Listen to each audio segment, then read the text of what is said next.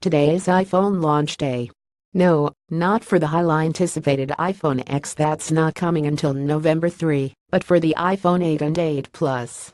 Some people think it's stupid to buy an outdated looking iPhone, even though there's many valid reasons to buy it instead of the X. I'm not buying the 8, but its release has reminded me of something that fills me with dread for the X, which I will get. I'm going to have to buy a case and cover its naked glass and stainless steel body, even though I vehemently hate using cases. Yeah, I'm that guy who doesn't have a case on his iPhone. It was a tough decision to make, but I did it because I'm courageous, bold, and live dangerously. Yeah, I'm lolling at myself too. I look at my scuffed and scratched up jet black iPhone 7 that I paid $924.35 for and sometimes want to cry because it's so ruined. The fine microabrasions are everywhere, and I can now see the dulled aluminum peeking out from underneath the glossy finish. There are a few small dents in the corners from some late nights where I stumbled into my bed or onto my couch only to find it with a boo-boo the next morning. My iPhone 7 has many scars, love scars, image Raymond Wong mashable, image Raymond Wong mashable. Even the display is marred with nicks and scratches that have ruined the pixels. But I don't have any regrets for not covering my iPhone up with an ugly case. Every bruise gives it character and makes it all the more mine. Nobody else has an iPhone like mine. It's uniquely special because of all the cosmetic wear and tear it has sustained. Every scratch is a memorable battle scar. It's the love, respect and disrespect that I have given since I unboxed it and threw it into my linty and dusty pockets. For most people, my decision to use my iPhone naked is foolish. I wiped out its resale value.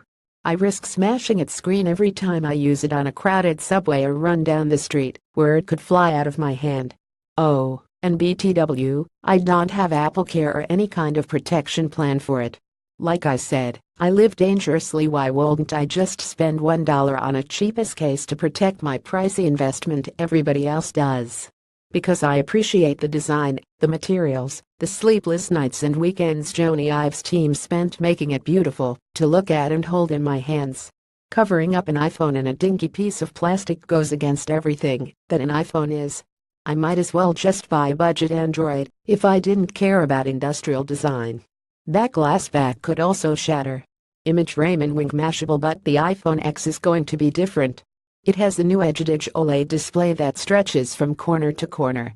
The fat bezels on the iPhone 8 and 8 Plus and older iPhones are there for an important reason. They has important components underneath like the home button and the earpiece, selfie camera, and proximity sensor.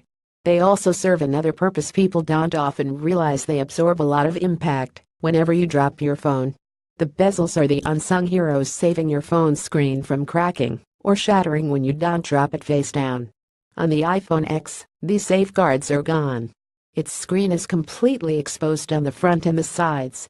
One drop on the corner and there's an even greater chance it'll create a fracture that'll expand across your screen.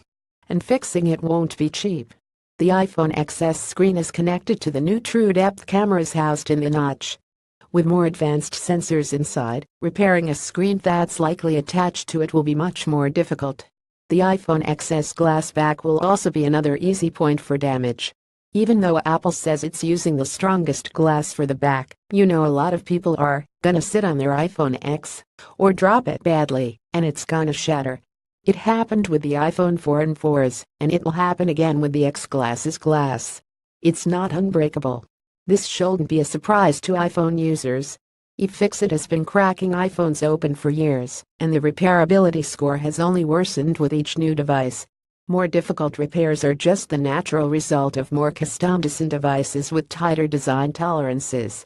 So, yes, I'm going to reluctantly buy a case for my iPhone X, even if it's one from the 99-cent store. I'll probably just end up paying way too much for a leather one from Apple.